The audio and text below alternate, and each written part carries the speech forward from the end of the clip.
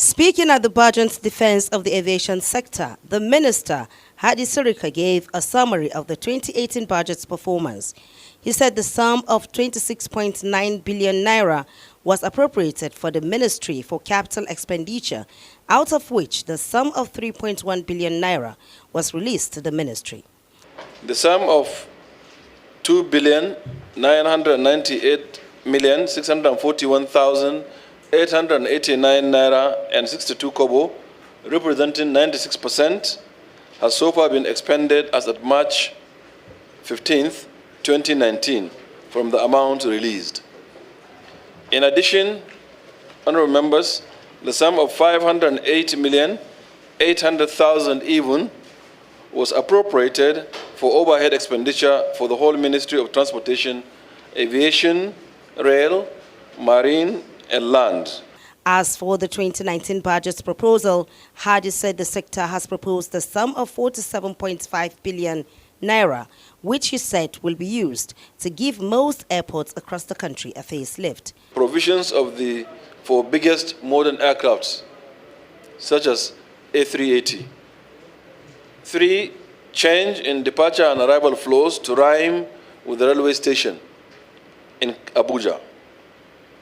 4. Provisions of adequate power supply to ensure all facilities are put to use at the same time. And 5. Relocation of the control tower and the fire station and some other issues around Abuja Airport. Chairman of the committee, Representative Nkiruka Onyejocha, and members of the committee asked questions on the specific projects and how the ministry intends to go about it. The minister responded accordingly. It's either we did not sit down to conduct due diligence, or the bureaucrats didn't advise us very well, or we are not even sure of what we want to achieve and what we want to do. Because I don't know where anybody would talk about variation of more than 70%. And this one is almost 100%.